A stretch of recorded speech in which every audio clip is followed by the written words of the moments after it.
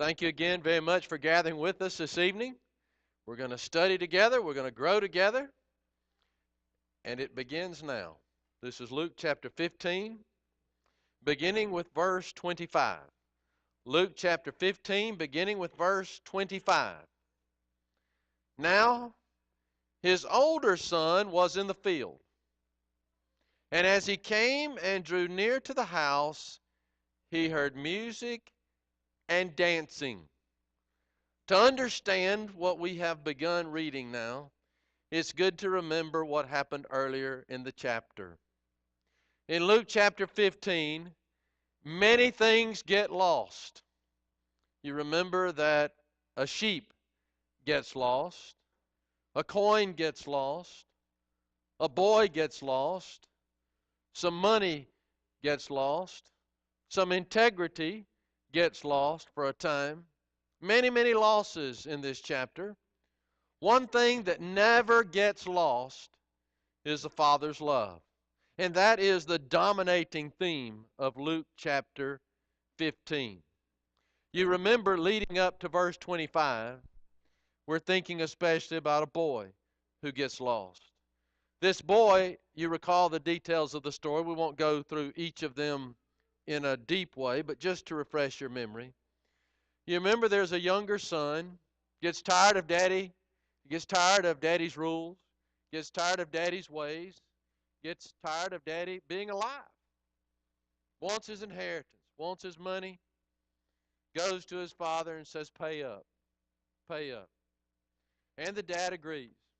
And this boy takes his father's hard-earned money, and in just a few days, he squanders it all. Goes to a far country.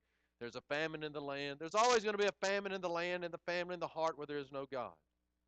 And so he's a desperate boy now, and you remember he gets down and wants to eat pig food. Ever been that hungry? And so how deep is the hole that he's digging? I mean, he is embarrassed. He is humiliated. He's lost everything, again, but the Father's love. He eventually comes to himself, which is what all of us need to do when we find ourselves in a pig pen in a far country. Comes to himself, decides, I'm going to go home to my father's house. I'm no longer worthy for my father to treat me as a son, but perhaps he'll treat me as a slave and give me something to do and give me some money and save my life. And so he heads home. And, he walks back to the house much differently than he walked away from the house. He walked away with pride, with arrogance, with lots of money. He comes back, he's got nothing. Got nothing but a father who loves him. And if you got nothing but a father who loves you, you've got a lot. You've got a lot. And so he goes back to his father. I'm no longer worthy to be called your son. Make me as one of your hired servants. It's so interesting to me. He's practicing that speech as he's getting near to the house. And even before he gets to the father sees him. What's he recognize about his boy? Not the clothes. The clothes have changed. Not the proud walk. There's no such walk as that. Maybe something in the way he tilted his head. I don't know. But the father starts running to the boy. Runs to him. Embraces him. None of this, why do you smell like a pig? What happened to my money? Can't believe you did this. And now you come back. None of that. None of the things I might be tempted to say, you might be tempted to say. Actually, the father interrupts the son's speech and basically turns away from him and talks to the servants. Go get the fatted calf. Go get the ring, the robe, the shoes. Why get those things? Because those are the things this boy needs. What's the boy getting? He's getting grace. Is he getting what he deserves? Absolutely not. He's getting what he needs. Do we get what we deserve from God? Absolutely not. You know what we deserve because of our sinfulness, rebelliousness. But we get what we need. We get grace. We get the gift. We get robe, ring, fatted calf, shoes. We get lots of things. We get lots of blessings, not because we've earned them, but because God loves us, just as he loves this prodigal boy. So one of the details of this I especially am keen on, this is the fatted calf, which tells me the father's been expecting that one day this boy's going to wise up and he's going to come home. He didn't say, go get the scrawny, skinny calf. Go get the one I've been preparing for this occasion. And you remember they get the fatted calf. They have a big celebration. And that brings us now to the verse that we just read. There's an older brother in the story. And what I typically do when I preach Luke 15, I spend so much time, not bogged down maybe in the details prior to this verse, but I spend so much time exegeting, big word for me, exegeting the major and minor points that we find earlier in Luke 15, that when we get to the older brother and his interaction with his father, we're racing at that point. We're just racing because the clock's moving. We're trying to get to that song of invitation. And so we miss out on some things that we do well to not miss out on. And so let's notice them. Did you see in verse 25 that the older boy was in the field? Which means he's working. He hears music, strange sounds here on a farm, but he hears this, gets near to the house, hears all this going on, wants to know what's happening. 26. So he called one of the servants and asked what these things meant. Maybe he's wondering, if there's a party, why didn't I get an invitation? Well, why didn't he get an invitation? The Bible doesn't say, so we're left to our speculation, right? Maybe he didn't get an invitation because bad cell service out where he was. He's a long way from the house. And the boy's return wasn't a planned thing for this time, that date. It was kind of a spontaneous, unexpected gathering. Maybe the father didn't exactly know where the older son was to get word to him. Anyhow, he's offended. His feelings are hurt. We can identify with that. We've all had our feelings hurt at some point. We've all hurt other people's feelings at some point. This is a story we find ourselves in frequently. Verse 27. He said to him, this servant answered the question, your brother has come, and because he has received him safe and sound, your father has killed the fatted calf. Now, a fatted calf's going to feed a lot more than just father and son and a couple of servants. This fatted calf likely slaughtered to kill the entire village. This is a celebration for everybody who knew the family, who loved the family, who'd been praying for the return of the boy. Now he's back. Let's celebrate. Verse 28. I wish the story had another turn to it than this one, because this is rather pathetic. 28. The older boy is not happy. Says he was angry. He's angry, and notice what the anger leads to. Would not go in, therefore. His father came out and pleaded with him. Anger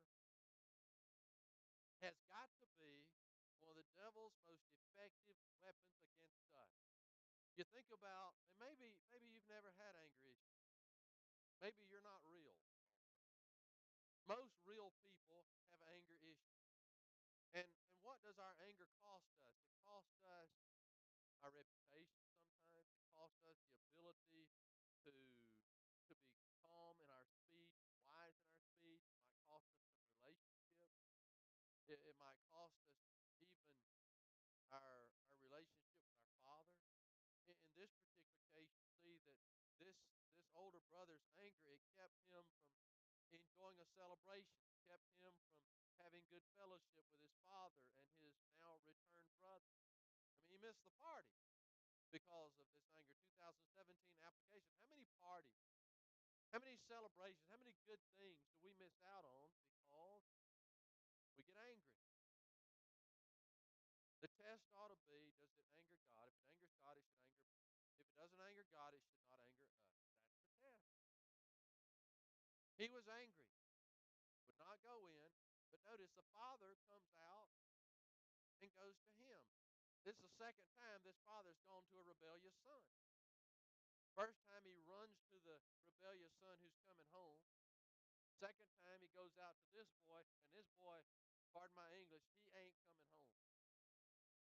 He wants nothing to do with this celebration. By the way, we typically think of this chapter as having one rebellious boy. There are two. Both boys left their father. Only one essentially left the house, at least at the beginning. You know, this was an unusual move for the father to make. He left. He left the celebration, left the party. That's kind of a rude thing to do. Got all these guests coming to your house celebrating the return of your son, and I got to go. enjoy the ribs. I'll be out here with my boy. As I have learned about their culture back in those days, the father, such an important central figure in the family. Should always be that way, but especially in that culture, father was it. Father was supreme commander of the house.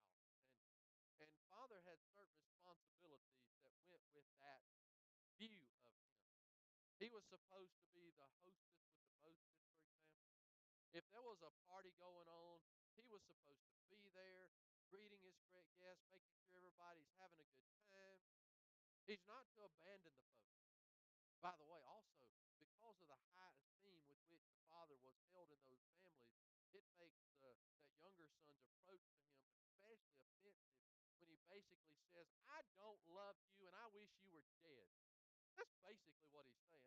I don't care how you feel. I'm taking my share of the inheritance and I am gone. But son, don't you care how I feel? Don't you care? Where's mom and all this? What about your mama? What about your brother? We're a family. I don't care. I don't care. What a transformation. Confession, repentance. Being in a pig pen can do that to our heart. But this older brother, he's not familiar with a pig pen, and he's not real anxious to mend fences with his father or with his younger brother. Anger does that. So this father comes out to be with him and pleads with him. Look at 29. He answered and said to his father, you notice how I mentioned earlier in the sermon too a while back how we're oftentimes the heroes of our own sermons, our own speeches, our own lessons, our own stories. Notice in this boy's sermon now, maybe sermonette to his father, how heroic he is. He says to him, lo, these many years I have been serving you. And here's the line I wonder about. I never transgressed your commandment at any time. Never and at any time have I broken your heart, done anything to disrespect you, to disobey you. And yet, you never gave me a young goat that I might make merry with my friend. That's ridiculous. On 1,000 levels, I refer you back to verse 12 of this chapter. Younger of them said to his father, Father, give me the portion of goods that falls to me, and he divided to them his livelihood. You know what the custom was back in those days? When you divide to them the livelihood of the father, the older son is going to get 2/3 of the inheritance. The younger son is going to get 1/3. If this man had had 10 sons, the older son still gets 2/3, and then the 1/3 is split up among the remaining 9. Being firstborn son in these families was a treasure. You got a lot of stuff, a lot more than anybody else. And he is awfully forgetful. First, he forgets that he, in all likelihood, had at some point disappointed daddy. He doesn't remember that. And he also conveniently forgets that just a little bit earlier, he got 2/3 of all. And now, basically, if you want to modernize what he's saying, Daddy, you gave him a lavish spread with all kinds of delicacies, a fatted calf, everything he could want, and you never even gave me a peanut butter sandwich. That's what he's saying. He got the fatted calf. I never even got a goat to party with my friends. Now, let's cut him some slack because he's angry. Again, how intelligent are our words? How wise, how accurate we're angry. You ever said anything good when you're angry? I mean, that's just hard to do, isn't it? Well, this this guy's got a PhD in saying foolish things. Dang. Then he goes on in verse 30. But as soon as, you see his language, as this son of yours, he doesn't say my brother came home, but he's your son. He's not my brother. This son of yours came who has devoured your livelihood with harlots. How do you know that? He's been in the field. Did he follow the brother, or did he just assume the worst of the brother? The Bible doesn't say, but it sure looks like he's been assuming the best of himself and the worst of his brother, or rather his father's son. 2017 application, jump off the page, right, from this. And one is, let's always try to put the most positive of instruction on someone else's behavior, and let's assign them the noblest of motives until overwhelming evidence proves otherwise. Let's give everybody the benefit of the doubt we would like to receive from everybody. This boy is not one to give the benefit of the doubt. Assumes the worst, believes the worst. Look, if we look for weeds, we're going to find weeds. We look for flowers, we're going to find flowers. The father's looking for flowers, he's finding flowers. The older brother's looking for weeds, he's finding lots of weeds, even where there are none. 31. And he said to him, son, still call him son. See, this boy is refusing to act like a son. The father continues to treat him like a son. And he did the same with the younger brother. The younger brother's coming home unwilling, thinking he's unable to be now a son to his father, but this father is unwilling to treat this son as anything other than a son. He said to him, son, son, you're always with me, and all that I have is yours. Why can't we just be happy? Implied there, right? He doesn't say that your brother, you don't understand his remorse. You don't understand the pitiful condition he came in. He came home smelling like pigs, and that's the worst smell a Jewish family can have in the house. He was really sorry for what he did. And the father doesn't make a defense. He doesn't even argue with the boy here and say, well, you remember that time you stayed out past the time you were supposed to be home? You remember that time you took off and went swimming, supposed to be out in the field? He doesn't list the things that the older boy had done wrong, just dismisses all that. You're always with me, and all that I have is 32.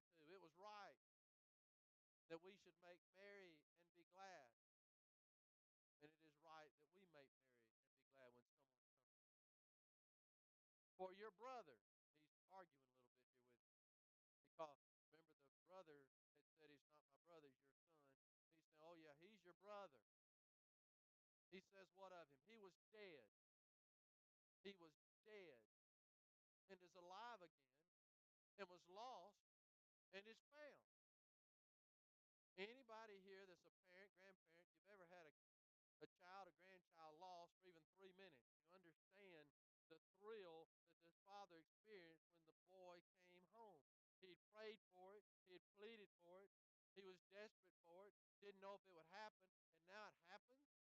And he's not going to be rejoicing. He's not going to be wanting to throw a feast. Well, of course he is.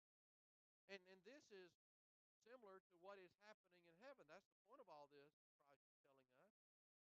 This is the kind of celebration that happens whenever one who's lost in sin comes to the Father. There's great celebration. By the way, you'll hear us preachers say something that we should not say if we're going to get our sayings from Scripture. You will hear preachers say, preachers are a lot smarter than I've ever pretended to be. They will say this. They will say that when someone returns to the Father, someone is saved, that the angels in heaven are rejoicing. If you ever have a preacher friend of yours, you're close to the guy, say this to him. Just don't get on to him. Just say, that's a wonderful visual picture for me in my mind, preacher, about someone comes back and the angels are rejoicing. Could you show me that verse? I'll wait. Show me that verse. And that poor preacher will never be able to find that verse. It's just one of those sayings that preachers started saying back in the day. When someone comes home, the angels are rejoicing. So for homework, I encourage you to find that verse. It's not true. Closest thing the Bible says about that is when somebody comes back, there is rejoicing in the presence of the angels. Who's in the presence of the angels? God. The Father. Jesus. There is great rejoicing there. Now, do the angels rejoice when someone? I would assume so. I'm just saying the Bible emphasizes not the rejoicing done by the angels. The Bible emphasizes the rejoicing done by those divine beings in presence of the angels. This makes God happy when lost boys and girls and men and women come back to the Father's house, to the Father's love. And you see here the reason for the rejoicing. It's not just that the child was lost in the toy aisle of Walmart. This child was dead, dead, not needing just some vitamins to get better, just from some sickness. But this child is dead. We talked this morning, remember, about what it means to be dead. And this word death, it means separation. This boy was separated from the Father. He's dead. In sin, we're separated from the Father. We're dead. That's why there's such rejoicing when we are dead, not in sin any longer, but dead to sin, and we come back to the Father, and we are alive again. Remember Ephesians chapter 2, verse 1 and following talks about us. And there was a time in our lives when we were dead in our sins and our trespasses, but now we have been made alive by Christ. And because of our aliveness now, there is celebration in heaven in the presence of the angels. God's happy with our life.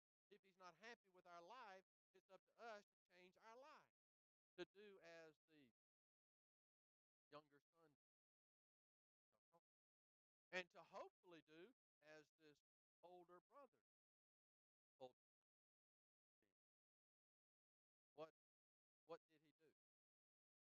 How does this story end?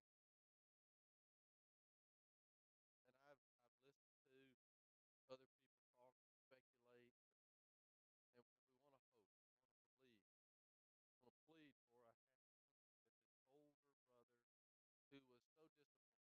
And can we before we close up the lesson tonight, can we be a little bit sympathetic to him? He had been out there sweating. He had been out there in the field. Younger brother had been partying. And in those moments of anger, maybe he did feel unappreciated.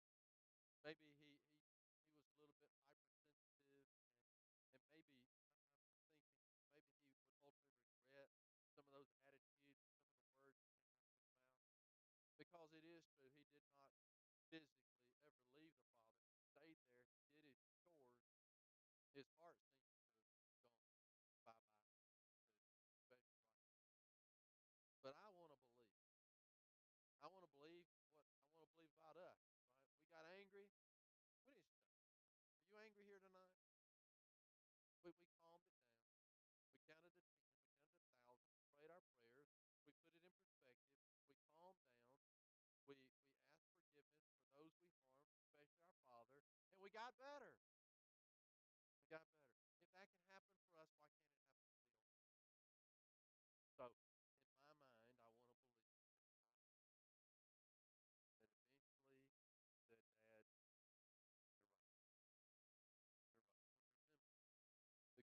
you're right. You're right. He'll remember the goodness of his Father, all the things he had received just a little earlier, all these, and then maybe he remembered. I hope he remembered. That really is my brother, and he loves me, and I love him, and he was silly. Maybe I should have locked him in his room. Maybe it's partly my fault. Yeah, but now he's back, and let's just have a clean slate, have a fresh. I want to believe that was his attitude. He goes back to his house and enjoys a celebration. We can't write the ending for this older brother for this story, but we can write our story and how it will end. If we were this younger brother who left the father, took a big chunk of daddy's heart and the money with him, and came home, that can be our story. We can write that ending where, yes, I came to my senses, I got tired of being with pigs and this slop, and I came back to my father and my father's love, and life has never been grander.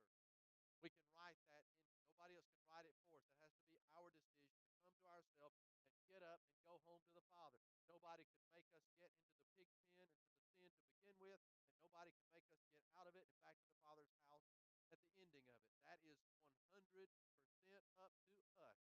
Others can have influence. Others can have tears and prayers, but it's up to us. We can write that in. And the older brother, that attitude. We have been bitter, if we've been resentful, maybe jealous of something that God in heaven that we worship gave to somebody and didn't give to us. Maybe some family issues that just been driving us crazy, robbing us of our joy, our sleep. Maybe we've got to get away from that older brother attitude and just forgive. God giving us the ability and the want to forgive. We're hurting ourselves more than the person we're holding a grudge against. I've mentioned this a lot lately, it seems. I mentioned on top at 9 o'clock, but resenting somebody, not forgiving, holding a grudge, which is something we do. We can specialize in this when it comes to our own harm. It is like drinking poison, expecting the other person to get sick and die. We're hurting ourselves. This older brother, he's not hurting the boy. He's just allowing the boy to have more food. He didn't go in and get some. He's hurting himself. If that's our role, that's our part in this life story we're in now, then the good thing is we're still able to write a better ending. We're still able to make sense. We got a heartbeat. We have life. We have God's grace. We have a second chance.